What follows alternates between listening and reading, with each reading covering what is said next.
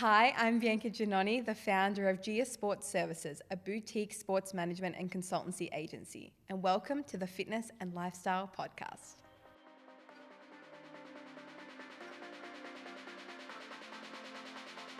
Welcome to the Fitness and Lifestyle Podcast. I'm your host, Danny Kennedy, and I'm here to help you become the very best version of yourself. I was up there with one of the best, the smoothest intros we've had. Bianca, welcome to the show. Thank you. Thanks for having me. Thanks so much for coming on. And for those that are watching or listening, this is literally a prime example of something that I talk about all the time in terms of the importance of networking and just taking people up on opportunities, even if you don't know what it's going to eventuate to. Obviously, we have a mutual friend in Joe, who kind of did an intro for us a while back, and we caught up for a coffee in Richmond. And we vibed very I was quick. kind of thinking I don't know what she's expecting, but I don't really have much to offer here. But we kind of just had a chat, connected over a few different things, and since then we've done a little bit of work together as well. And now you're on the show. Yeah, thanks for having me. I could tell pretty quick we had pretty similar values, and when you get that vibe with someone, I know it's good to stay in touch. And here we are. Here we are. First interview for you too, is it? You said before? Yes. I mean, I worked a long time in media and PR and in this sports space, but it's a bit of a role reversal, me being interviewed. So I'm a bit nervous, but hopefully it's a good one. You'll be fine. Yeah. You'll be fine. So you mentioned this then, obviously being in media and stuff for a long time. Where did your whole journey begin? Because we're obviously going to get to the meat of the interview in terms of what you're doing now and some of the really cool stuff you've done along the way. But where did your journey all start? Yeah, it's been a bit of a wild ride. I guess if you probably ask my mum and dad, I think they've thought since I was 4 that I was born to do a job like this. I've been a little hustler, a little negotiator, I think, ever since I was a kid.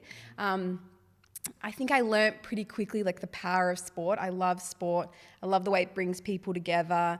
You can be having a crap week, and if your team's playing on the weekend for 2 hours, you can just lock in and enjoy something and have an escape.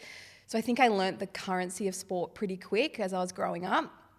And I remember I was sitting, I think in year 11 or 12, my careers counsellor, and she was like, what do you love? Because I didn't really know what I wanted to do. And I was like, I just love sport. I love the power it has. And I knew I was really good at negotiating, organising. So I kind of worked backwards in that sense. And then, I did a business degree at uni, made some good connects, was fortunate that had a good few connections in sport, went into working in Clubland at Hawthorn. Didn't love it. Yeah. Clubland wasn't for me. And then, was fortunate again, just kept hustling connections I had, ended up in agency land, which for anyone out there that wants to work in sport, I think agency land is the best place to start. You learn a hustle that nothing else will teach you, a pace that I don't think anything else can teach you as well. And you also just learn what you like and don't like, where you maybe want to end up. Give us an idea of agency land, what is actually involved in that. So for those that are listening that don't understand what it is. Yeah, so at any one time you could be working on 5, 6 clients. So the pace is just incredible, and the turnaround time, we used to have a rule that it's if a client emails you have to respond within 90 minutes. That was just the way we worked. So you were on at all times. There was a pace that I don't think you learn in-house at a brand. So I was fortunate that, from 19, 20, I was working with some of the biggest athletes and brands in sport. So when we had Real Madrid come out, we got to work with them and those guys, the F1, AFL. So it was a pretty cool, eye-opening experience. Thrown straight in the deep end. Correct. But the fact that you could set those standards so early on. Totally. Allows you to avoid a lot of the kind of growing pains along the way and see what level you really need to work towards you straight from day learn a work one. ethic that, again, I don't think many things can teach you, and you think, far out, okay, if this is the world I want to be in, what's going to be my point of difference? That hustle's going to take you far.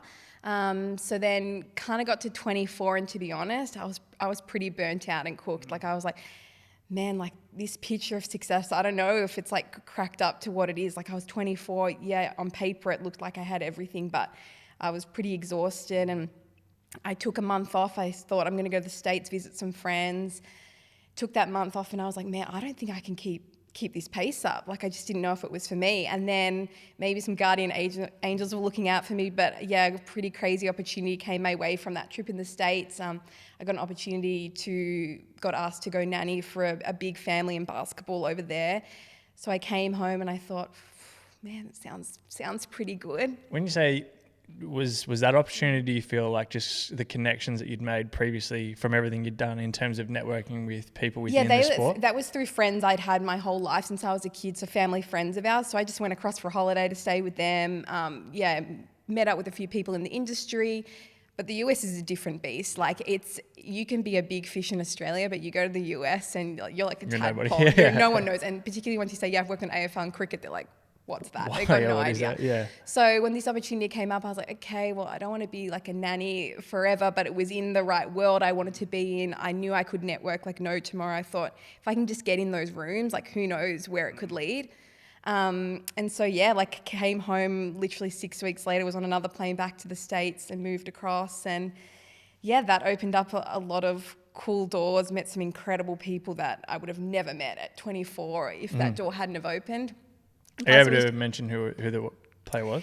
You had to sign an old NDA, so still to this day I can't say, but it was in basketball, so it was pretty crazy. And basketball's like one of my first true loves from a sports perspective, so it was crazy just being like in those rooms with people like that you'd never have met. So you started there as a nanny? Yeah. Yeah. Yep. And then did that then lead to other opportunities within that space? Yeah, so I then was there, this was pre-COVID, so did that for a year, and then COVID hit and I was like, oh gosh, like we don't know what the world's going to be and everything like that. So I made the decision to come home, came home during COVID, and then it was like the world, like, no, she needs to go back to the States, and basketball maybe is still there. And then another opportunity came up to go over to Utah with the Ingles family. So went across with them and was with them for a year as well. So yeah, it's been a pretty crazy ride. And then, sorry, I feel like I'm jumping around a bit, but then, did that for a year as well. And that was incredible, beautiful family. As part of that, did a couple of days in a week with the Jazz in like family relations, working with them. So that was amazing. Again, that's where I wanted to end up. But it's funny, kind of once I got there and it was like that close, like to getting what you wanted, what you'd always dreamed of, I kind of realized I didn't know if I wanted it anymore. And I think for a lot of people, that's kind of an overwhelming feeling to get to, because you're like, man, like since I was a kid, like this is what I thought I wanted, live in the US, work in the NBA. And then I was kind of right there and it just didn't feel right for whatever reason. Maybe it's that saying, it's kind of lonely when you get there and you got to send the elevator back down. Like you're achieving all this stuff, but you haven't got your loved ones around. It's not fulfilling. Made the hard decision at the end of 2021 to come home, came back and was in this sort of limbo period. I was like, okay, well, you've just admitted this dream you've wanted for your whole life is not what you want anymore. Australia feels kind of small, particularly in the sports space. So like what was next? And hence when GS Sports kind of came into its own, and 18 months later, here we are. That's crazy. I think for firstly, like we a lot of people, there, yeah. Yeah, I think for a lot of people listening or watching, like, I think just the fact that you were working within like that close to the NBA as well is a crazy thing that I kind of don't want to skip over just yet. Yeah. Can you give some insight into, I guess, some of the, not so much behind the scenes, but some of the stuff within that a player kind of has to go through, or like what a week might look like for their family as well, when they're playing 82 games in a regular season and going from different states all over the country, night after night, pretty much. Yeah, it's crazy. I mean, the grind of a season, like you're not playing one game a week, you're all over the shop every week. And the thing I found the craziest is like, truly, you might have played a game on a Tuesday night in New York or whatever it is, and then you're on a plane that night, most times back to the city. You might land back in Utah or whatever it is, 2, 3 a.m. And then you got to back it up the next morning. You're doing rehab, getting ready for the next game. And so often you don't know your schedule literally till the night before. So often like we might have been needing to do things with the kids the next morning, and we were like waiting on Joe or whatever schedule to go to plan, and you don't know literally till the night before. So I think people think for the families, oh, it's like such a cruisy ride, but it's hard because you're at the mercy of a system, right? Yeah. And then there's the unknowns of contracts. If you're, you don't even know where you might be living next year, and all those different things. City the next day. Yeah, and that was kind of part of my decision towards the end, being like, man, okay, well, I want to create a life for myself and a legacy for myself outside of a system, and not knowing where you might be living in the next year. You might build all these relationships with a team, and then your player's moving, it's like, well, then your life is so heavily impacted. Starts again, yeah. Correct. So I think I kind of took the learnings from it and the relationships, and then have kind of applied that to what I've done here. The US in the sports scene, the money that's spent, it's like nothing else. You know, it's small change, some of the stuff they're dealing. So whatever a player on a team wants, particularly on, maybe not in the bigger cities like LA or New York, but in the smaller markets, you'll do whatever a player wants or their family needs to keep them happy and all of that. Definitely, that's great. So you decided to come back when they went into the bubble? No. So I stayed until the end, till March, end of 2019. I moved back. Yes. The first time. Sorry. So just pre-COVID, yeah. and then the Jazz was till the end of 2021. Yeah. Yes. Wow. Different timelines, but all within such a What short was that space. like for Joe's family? It's Renee, isn't it? Yeah, because it's a funny story actually. Joe, so when I first moved to Melbourne, I can't remember whether I told you this when we had coffee. When I moved to Melbourne for basketball for the first 2 years, we were getting coached under, the first year was Phil Smythe and Steve Breeny. Yes. Second year, Guy Malloy and Rowan Short, and Copes. Copes was there as well. And I believe it was the first year when Phil and that were there. Joe, or it might have been the second year. Joe was getting ready for the Olympics. So he came in and trained with us for like a couple of months. And he was like so awesome. Yeah, like just superstar. so fun to be around. Yeah, absolute superstar. And like just the king of shit talk. Yeah. Like, The oh my banter would God, have been like on holy point. Yeah, shit. It was so good. But yeah, he was just such a like genuinely awesome person. So it was so cool to see after, I think that Olympics, he actually had a really good tournament. And then after that, it's just like his career just went nuts, like in the States. It's so cool to see. And I think, not even just in basketball, but what I've learned with anybody of profile, I always just treat them like you and I. Like everyone is the same. And I think if you treat everyone with that level of respect, I like to think that's how I've gotten to where I am, because I just treat everyone how I would like to be treated, and no matter your level of profile, to me, it doesn't matter. You know, I'll ask about your family, I'll ask about how's your day going. Like, yeah, that other stuff's great, but I want to know like how you're as a person. Like that means more to me than the other stuff, and I think that's really important, no matter who you talk to. 100%. And outside of that, they're probably getting the opposite of that Exactly. at all other times from everyone else. Yeah. So you made the decision to stay here. How long did it take you, I guess, to brainstorm what you were actually going to do here and come up with the idea of starting? Yeah, I'm not going to lie to you. Even to this day, like there's no business plan or anything like that. It kind of was like, I live by this saying, you know, if you weren't ready, the opportunity wouldn't present itself. And I think if you're not a little bit scared at the beginning, then you made the jump too late. So at the beginning, you know, I was fortunate. I had a couple of really good names that I was already working with. And then I thought, okay, hang on, if I can sign a couple more, like this is like a full-time gig. So I just got it to the point where I could jump and make the leap full-time financially, and I thought the rest will take care of itself. Everyone kept saying, oh, you got to do a business plan, you got to do all this. I'm like, yeah, like I'll get to it. I was too busy doing the doing that I didn't have the time to actually work on it, if that makes sense. Isn't it funny, before you keep going, like so many people... And I understand in certain situations, yes, it probably is beneficial to have like the business plan and whatnot. But for so many people, they spend all of their time on that aspect. Right. And as you just said, they don't actually do any of the doing. So it's all well and good. You know, there's a saying, which everyone that listens to the show knows I'm fucking horrible at sayings. But there's a saying along the lines of how like... I stuff them up. What was it? Like confidence or progress doesn't come from talking about action. It comes from the action itself. Yeah, totally. Yeah. And, you know, I think for a lot of people who, you know, even whether it's starting a podcast, it's like you can put together the perfect plan to have the perfect show.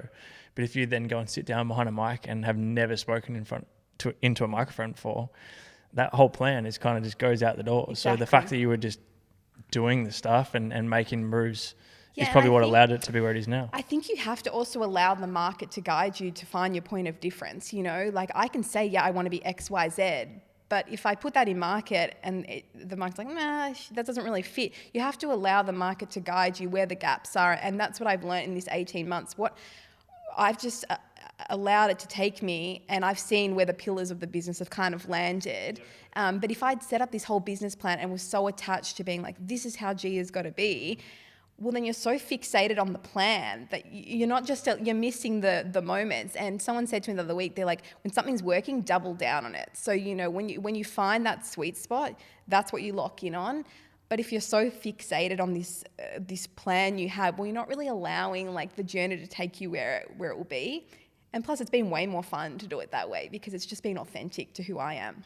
Yeah, it's almost detaching yourself from a certain end result that you think of, and still having a very clear idea of the direction. For sure. But allowing the vehicle of getting there to be whatever it ends up being. Exactly. And for sure, I have like a goal of where I want it to end up. But between when I started in the last 18 months, it's pivoted 5 million times, or, you know, an opportunity's come my way. And I'm big on like, especially early on, like you've just got to embrace the season and say yes, because like you said, you don't know where those opportunities are going to go. But I think as so many leaders, they can be so, focused on, okay, well, this is where we have to go, that they just don't allow the journey to kind of let them see where it can be. Yeah, miss what's right in front of them. What were some of the skills like early on that you, I guess some of the main skills that you really kind of gravitated towards or picked up on that were going to be essential for you to be able to flourish with this type of career? So early days, was it communication, was it networking, was it follow up, or speed, like whatever it was? I think, to be honest, and it's the basis of my business now, it's like the power of relationships is so important. You know, I'm big on, I always want to be a good human first and foremost, and a great businesswoman second. And I even said that to my athletes. I said, I want you to be a great human first and a good athlete second. You know, if you can go with that lens, like you'll be fine in whatever you do. So relationship first and foremost is key, and nurturing those relationships and remembering who got you to this point. You know, I truly believe like my business is only as strong as the people in my trench. So if the athletes and the brands I work with don't buy into what I'm trying to achieve, you know, it's not going to be as successful as it can be. And I can feel the energy when people are like, yeah, no, we want you to succeed as much as we want to build. Do you know what I mean? So that was the first point. And then I think, the power of like negotiation is really important too. If you can craft a good deal and also see it from the lens that I can get a great result for my athlete, but I can also get a great result for a brand, and it'd be a win-win for everyone. There's just going to be so much repeat business, and you never know where that one negotiation could lead as well. Before I keep going, when it comes to negotiation, like are there certain aspects, or is there a certain framework or certain things you come into a negotiation with? It really depends on the type of deal you're doing. If it's a one-off, if it's a long-term deal, if it's social-based, or it really depends what it is. I will say I've really lent into my like femininity when I negotiate, and I know that's probably like a strange thing to say, but I think there can be a softness in negotiation that not many agents can see sometimes. So I don't think negotiation has to be really brutal and tough. It can be an enjoyable process. So that's one thing. I've really leaned into that and embraced that softness as opposed to coming from that really aggressive framework. And I think for Gia as a whole, that's like a really big point of difference I like to think that I'm creating, and why brands maybe are gravitating, and athletes too, why they want to work with someone that has that lens when they negotiate with people. For sure. There's I might get his name wrong, but I think it's Chris Voss. Okay. Have you heard of Chris Voss before? He was like a former FBI negotiator. And now he has a business, I think it's called like Black Swan or something like that, where he kind of goes into companies and with entrepreneurs and stuff, and basically teaches how to negotiate and create deals and stuff. I'd love to send you some of his stuff afterwards, because I found it so intriguing to hear how it correlated from, you know, literally talking like a hostage out of a situation, and how there's so many similarities to getting something that is a win-win for two different parties in a business deal or whatever it may be. GS Sports Services, what does that look like for those that don't know what it is? Good question. So it kind of, again, started off with that talent management arm. So it's 3 pillars. So the talent management, and then the consultancy arm is the brand. So I was finding a lot of brands were coming to me being like, wow, you've got like a great network. How can we like tap into that? So a brand might come to me and say, hey, we've got this new campaign.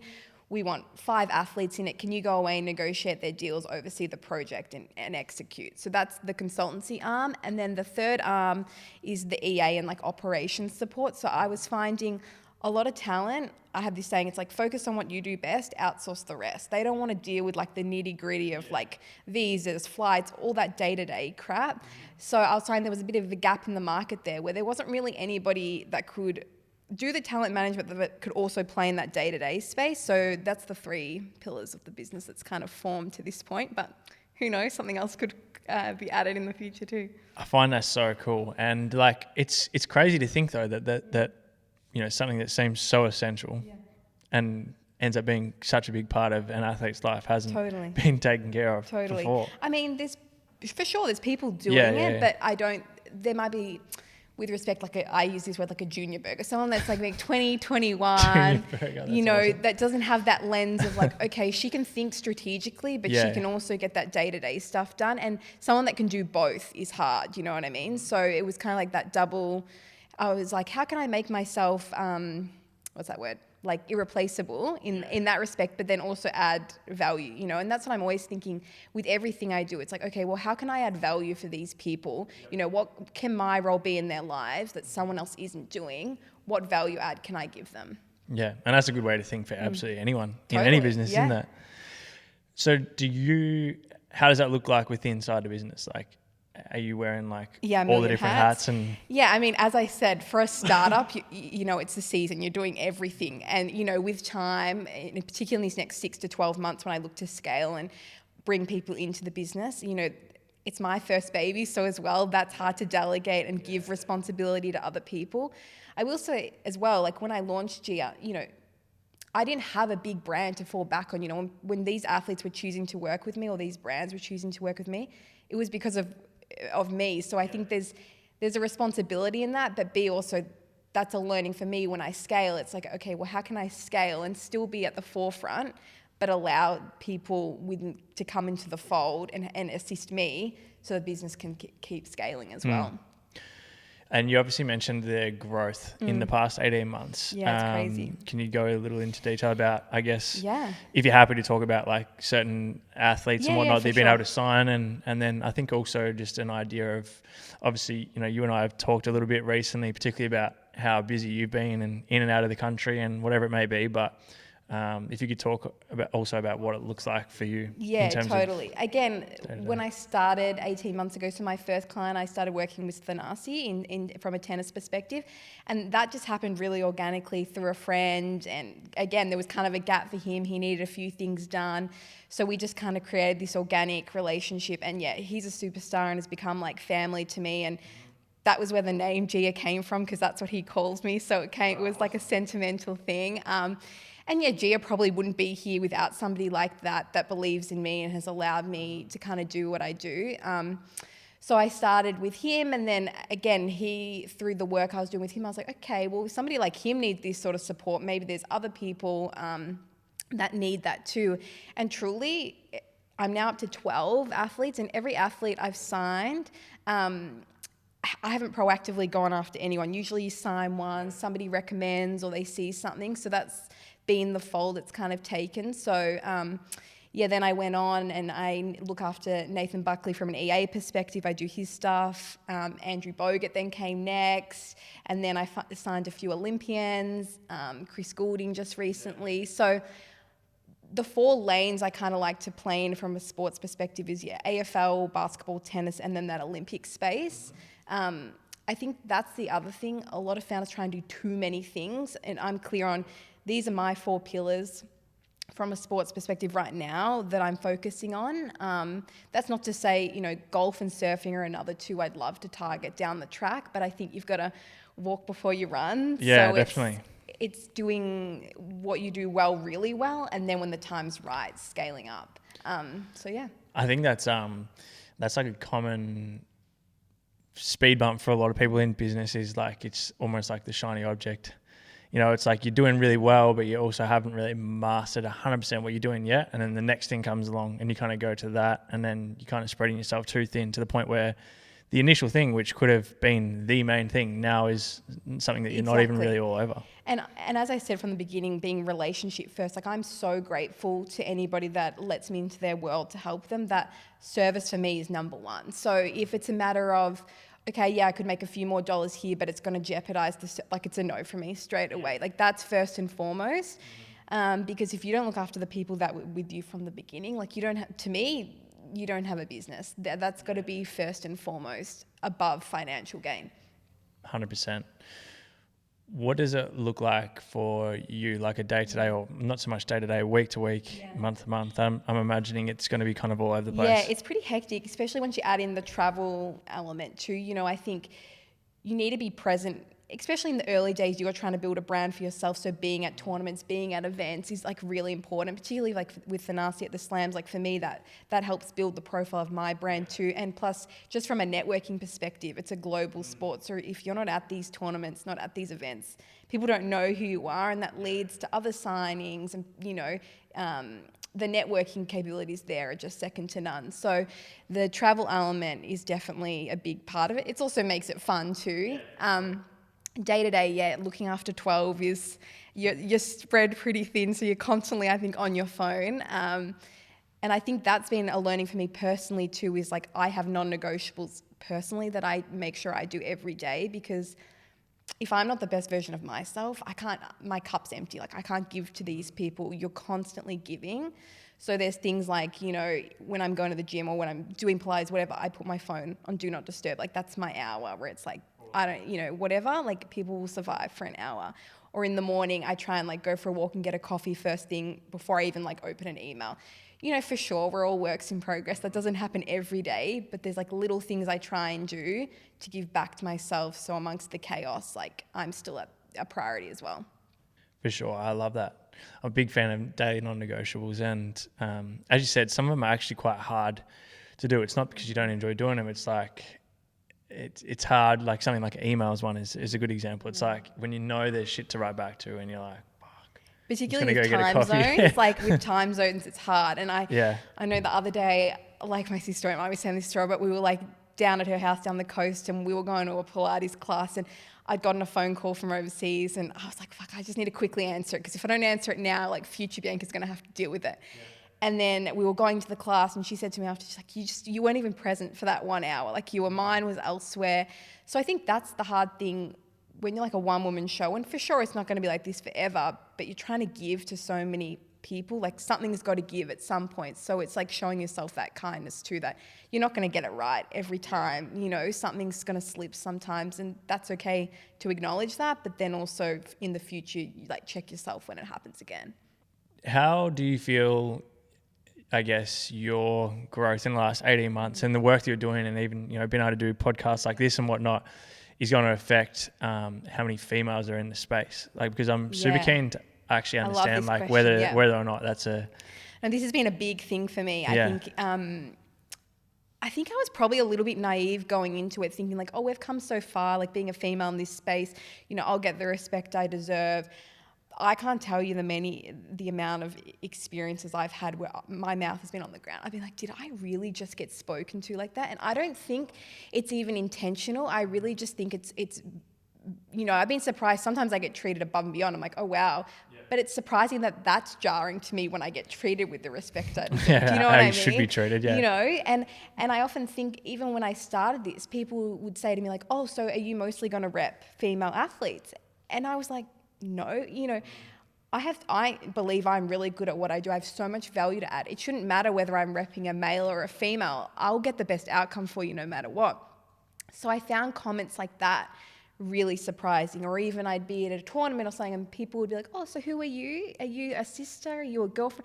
You know, it was so, they couldn't even comprehend that somebody like me could be repping talent of this caliber at my age and as a female. So for sure, like that drives me to no end. You know, I want to prove people, it's not people wrong. I know that I'll get to where I want regardless, but it's definitely a motivator. And as a byproduct, if I can encourage more women to have a seat at the table in this space, like that's so satisfying and rewarding. And maybe that was part of the reason of why I started this, is because I didn't feel like there was a seat at the table. And so I thought, okay, people are going to underestimate me. Well, let's go. Let's do this thing ourselves. That's so exciting. So I think, and that must be a good feeling, like, and obviously there's no reason why they shouldn't, but it must be a really good feeling to have such big names put their trust in you from from like very early on in the business as well. And obviously that's going to do wonders for business itself and moving forward, but also for females who can see you as an example, as a pathway that they can potentially go down that wasn't there before. Yeah, I think so too. And it was funny, just on my recent trip, I was in Malta and I met these couple of young girls. They were like 22 and they were like, after they messaged me on Instagram, they're like, we were so impressed that you were even in this space. Like, how did you get there? And that was so, like, there was a moment where I was like, wow, like maybe it's pretty wholesome, but maybe it has a bigger purpose than just, making a business. If it can excite females at 21, 22 to think, maybe I could be a sports agent one day, like that's pretty cool. 100%. That's so exciting. Have you put any thought into, in terms of when you do, as you continue to scale and grow and whatnot, like hiring whether females? You want to make it all females within the business? And again, I don't want to make it about male and female, but like for sure, like my first couple of hires, I'd love to support females that want to work in this space, but also like I don't really want to draw a point to it. Even when I describe Gia, I don't even say it's female founded. It's the product is strong enough that that's like so token that it shouldn't even need to be said. But especially from an intern or juniors that want to start, if I can give back and mentor and help other young girls to definitely think, wow, this is a job that's like a viable pathway. That's pretty cool. That's very cool. Where do you hope to see Gia in I guess the next few years? Considering in 18 months there's already been so much growth. Crazy. It's crazy. Yeah, as I said, back to that point about like not having a business plan, I'm kind of mindful of putting ceilings on it, because if I had done a plan, and I do goal set, but I would have exceeded my goals well before. So especially for this first 2 to 3 year period, I'm pretty open to just allowing to see where it may go. I want to scale, and I always still want to stay boutique though, because that's important to me to really be able to nurture those relationships. Yep. But I don't really think it has a ceiling on it. I'm excited to see just where it can go in this space. Definitely. Is there any, I think it comes with every business, but obviously to put in the time and the effort and the attention required to have growth, there has to be sacrifice. What do you feel like is something that you have had to sacrifice to get it to where it is now? And just your actual career up until this point, considering you've basically been hustling since you first got into it. That's one thing, the hustle is a grind. When it's your own, it's your output is so dependent on what you put in, which is a blessing and a curse, because at the end of the day, whatever the end result is, no one can take that away from me. That's a legacy I've created. So that's the upside, there's the high, but then the low is that my output and financially everything is really dependent on what I build. In terms of, I guess, what you sacrifice, the time you have to invest. People don't see that part. They see the highlight reel and go, oh man, she's at the French Open or she's here and it looks incredible, or you're meeting these incredible people. But they don't see the slog that's gone into it, or the late nights that you stayed up doing, your invoicing or whatever it is. And so I really love this saying, it's easy to clap when there's a crowd. When it's high and you're riding these highs, everyone wants to jump on and they're like, oh man, it looks so amazing. But when it's low, there's not as many people around for those moments either. Yeah, definitely. A question that I was thinking about on the way here actually is, and obviously this depends what space you're in, and for a lot of people it probably won't be in a position to even have this occur, I guess. But when you are working with, popular athletes or big name people or whatever, and you've got your services and you obviously understand how valuable your services are, how do you go about having, I guess, what some would see as difficult or awkward conversations in terms of actually payments for your services and things like that? In terms of anyone in business, I think it always comes, whether you've got a small business and you've got friends that you want to that want to buy your product or whatever it may be, or buy your services, I think can be awkward at times to basically have that conversation. Definitely. I think that's just one element. You have to put that transactional hat on. Everything else can be, family, kind, whatever. But for that element, I don't even flinch. I know the value I bring. I know the revenue I generate. So and in sport particularly, it's pretty standard, what commission is, what rates are. So it's across the board a pretty easy conversation, because it's an industry standard, if you will. So I think as long as, you lead with that. You never take what's not yours. You know, it's very clear. It's very transactional. I think it's just clean. It's pretty straightforward. Yeah, it's straightforward. I've never found an issue. Yeah. And I think it comes back to intention. Like, as long as you lead, as I said, I try and lead with like a kind heart, empathetic of anyone's situation. As long as your intentions are good, I think people will always be in your corner. And to this day, I mean, I've never had a client walk away or anything like that yet. So I like to think that's a testament to my character and how I operate as well. Fuck yeah, 100%. You sound hyped. I am. Yeah, no, it's actually so cool. I find it so interesting, and impressive. It's actually really impressive. Yeah, I mean, I was thinking on the way here in terms of like starting this, I think the one thing, if I said like lesson I've really learned, is that more people are going to want to see you fail than they do succeed. So for anybody starting a business, like, you have to believe, it's almost like a physical belief that you are going to succeed, because you have to be your biggest cheerleader. Do you know what I mean? Like, especially in Australia, it's unfortunate. Tall poppy syndrome is a thing. Instead of just saying like, shit, yeah, that's amazing, like, let's go, let's have a crack, everyone's like, oh, but like, you know, like, we want to put her in a box.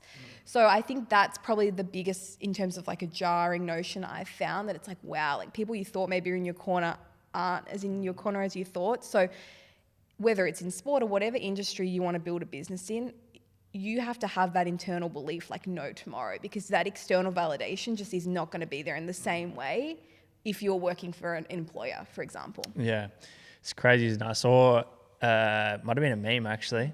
It was like your closest friends would be quicker to go and comment on some celebrity they've never met before's photo and congratulate them than you actually doing something cool. And also, like, you just can't take it personally. Like, at the beginning, I think, you know, like when I like launched the Instagram, I would have taken it so personally. Like, you can't just take 2 seconds to follow a page and like show love to something I'm like hustling to build.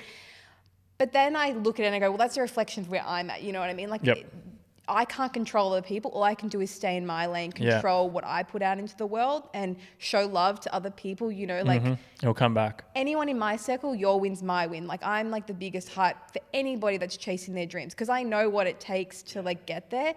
So with time, like, I let that petty stuff go, because like, it is what it is. Like, control the controllables. You know what I mean? So for me now, like, that stuff is like water off a duck's back. It's like, I'm just going to keep doing my thing, and people can do what they want, type of thing. Awesome. And often it's just a projection of how the other people are kind of feeling about themselves, you know? And once you understand that, I think that was the biggest thing for me. Like, once I understood that, whether it's getting treated poorly or people talking behind your back or not showing any appreciation or whatever, it's often just literally just a reflection of how that person feels about themselves at that current time. And then you kind of just leave it. You leave it. And I think you also learn, I found at the beginning I really struggled being like, man, I don't have that validation anymore from like a boss, or so I really struggled with that, because I was like, okay, well, this is going to be hard. Like, every day there's no instant gratification. There's no instant gratification. So I had to find like, what were these new metrics I was going to use to like fill up my cup, to be like, okay, I've done well. And if your only goal is like financial, well, that's just not going to be enough. So now I've kind of got like these internal metrics I use to kind of check, like a barometer, if you will. And even little things, like every night before I go to bed, like, I'll write like 3 daily wins of like stuff that I was happy with. And it could be personal, it could be professional, but just like those little habits, I think anybody as an entrepreneur can apply that. It just really allows you to go, okay, no, today was a good day, and then we go again tomorrow. Particularly early on. Yeah, definitely. Last thing I wanted to ask is, for those that are listening at the moment, whether it's female or male, that think that this sounds really interesting or something that they are interested in. And I love the fact that at the start of the episode you mentioned how like you weren't actually sure what you wanted to do. And I think for so many people they're not. Like, I literally had no fucking idea what I wanted to do, apart from playing basketball, which didn't eventuate anyway. But for someone who does find what you do interesting, what would be the best pathway? Let's say they're just in school or finishing school or whatever it may be, and they want to get into this field. Like, what would you do if you were to do it again? I think, I mean, I'm the biggest networker and hustle like every connection in a good way. Use LinkedIn, use Instagram. Like, if you find somebody interesting or their story interesting, like, hit them up and just say, hey, I find your career path really interesting, would love to pick your brain for a coffee. Like, what's the worst they say no, and you're in the same position. Correct, and you're in the same position.